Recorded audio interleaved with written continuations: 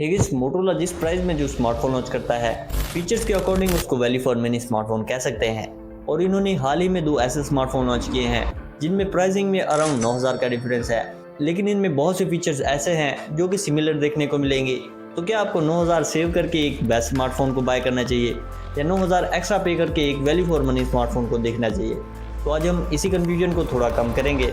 वैसे हाथ में होल्ड करने पर दोनों ही डिवाइसेस कंफर्टेबल फील होंगे, क्योंकि ये दोनों ही लाइट वेट काफ़ी पतले रखे गए हैं। वेट डिस्ट्रीब्यूशन इनका अच्छा है, दोनों ही इन हैंड फील अच्छी होती है क्योंकि दोनों ही साइड से राउंड और इनमें बैक साइड में वीगन लेदर फिनिश दी गई है, जिसकी वजह से ग्रिप काफ़ी अच्छी हो जाती है। वैसे प्रो में आपको जो फ्रेम है वो मेटल का देखने को मिलेगा, इसमें बैक प्लास्टिक की है, और फ्यूजन में आपको फ्रेम और बैक प्लास्टिक की देखने को मिलेगी। वैसे कैमरा वाइज दोनों ही के मेन कैमरा से फोटोज काफ़ी अच्छी निकल के आ जाती हैं। 50 MP होने की वजह से डिटेल काफ़ी अच्छी है, फोटो शार्प निकल के आती हैं। लेकिन हल्का सा HDR प्रो में अच्छे से मैनेज किया हुआ है और ये फोटोज़ को हल्की सी नेचुरल रखने की कोशिश करता है, जबकि फ्यूजन में नॉर्मल से कलर्स बूस्ट हैं। अदरवाइज फोटोज़ काफ़ी अच्छी कैप्चर हो जाती हैं। और प्रो में 10 MP का टेलीफोटो होने की वजह से मैनुअली जूम कर सकते हैं, जबकि फ्यूजन में डिजिटली जूम है। दोनों ही की पोर्ट्रेट से फोटोज काफ़ी अच्छी कैप्चर हो जाती हैं। एज डिटेक्शन अच्छा है, बैकग्राउंड में ब्लर भी अच्छे से मैनेज करता है, और दोनों में ही 13 MP का अल्ट्रा वाइड होने की वजह से फोटोज दोनों में ही वाइड कैप्चर होती है और फोटोज में डिटेल भी है।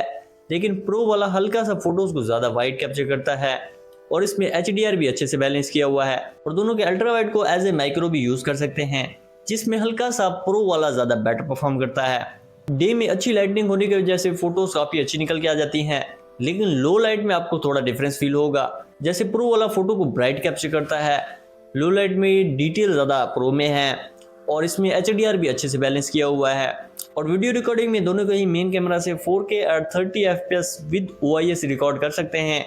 4K में स्टेबलाइजेशन है, लेकिन हल्की सी प्रो में स्टेबलाइजेशन और बेटर है। और मेन बात कि प्रो में ऑटो फोकस काफ़ी अच्छे से बैलेंस किया हुआ है, क्लोज ऑब्जेक्ट को ये अच्छे से फोकस करता है, जबकि फ्यूजन में आपको मैन्युअली टैप करके फोकस करना पड़ेगा। परफॉर्मेंस के लिए दोनों में ही स्नैपड्रैगन के लेटेस्ट प्रोसेसर मिल जाते हैं। जैसे फ्यूजन में 7 Gen S2 है, जबकि प्रो में आपको 7 Gen 3 है। दोनों ही 4nm पर बेस्ड हैं और काफ़ी पावरफुल हैं। प्राइस का डिफरेंस होने की वजह से आपको स्कोर्स में भी थोड़ा डिफरेंस फील होगा, लेकिन BGMI के गेमिंग पर दोनों ही सेम सेटिंग पर 60 FPS देते हैं।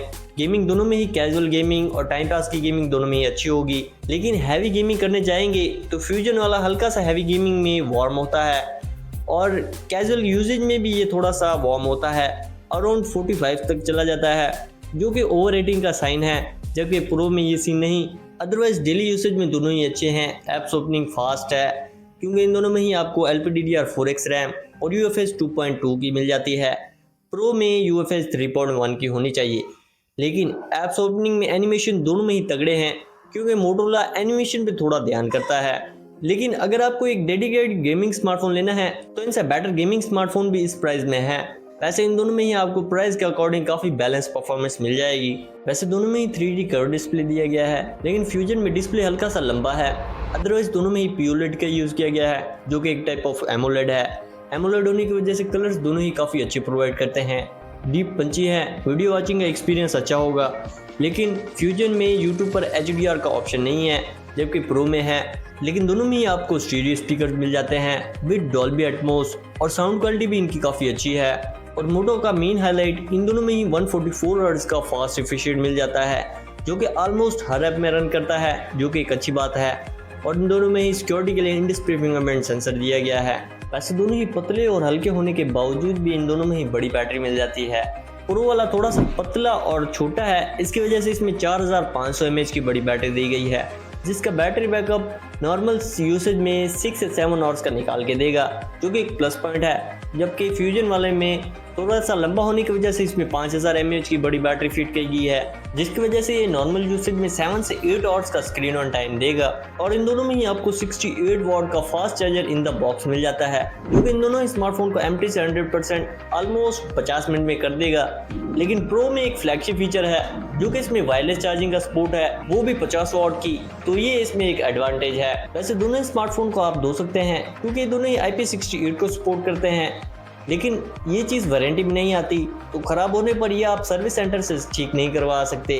तो ये चीज़ ध्यान में। वैसे सॉफ्टवेयर में ये दोनों ही सिमिलर हैं, जैसे दोनों ही एंड्रॉइड 14 जो कि लेटेस्ट है और इन दोनों की लेटेस्ट वर्जन यानी हेलो यूआई पर बेस्ड है, जिसकी वजह से आपको बहुत से लेटेस्ट फीचर्स देखने को मिलेंगे। लेकिन प्रो में आपको 2 साल के मेजर और 3 साल के सिक्योरिटी पैच हैं, जबकि फ्यूजन में आपको 3 साल के मेजर और 4 साल के सिक्योरिटी पैच हैं।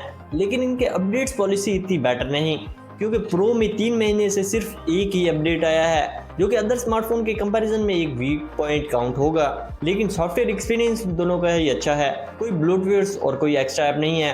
मोटो के खुद के रिकमेंडेड ऐप हैं जो कि काफ़ी यूजफुल हैं, तो ओवरऑल एक यूज़र का एक्सपीरियंस काफ़ी इनमें बेटर होगा। और अब लास्ट में कि प्राइसिंग में कौन सही बैठता है। जैसे फ्यूजन की बेस वेरिएंट की प्राइस 8/128 की अफेक्टिव प्राइस अराउंड 21 से 22 हज़ार के करीब आ जाती है।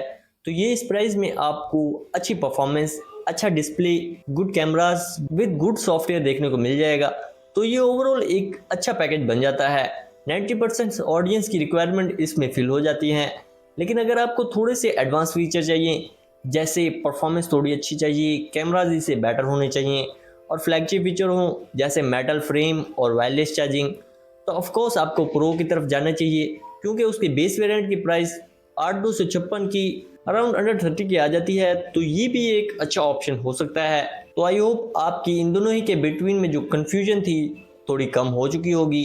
अब आप पे डिपेंड करता है कि आपको कौन सा डिवाइस लेना है। तो ये था भाई हमारा इन दोनों ही के अराउंड ऑनेस्ट रिव्यू। अगर यहाँ तक वीडियो हल्की सी भी इंफॉर्मेटिव लगी तो प्लीज़ लाइक करके सब्सक्राइब ज़रूर से कर देना, और फिर नेक्स्ट वीडियो में मिलते हैं। Thanks for watching.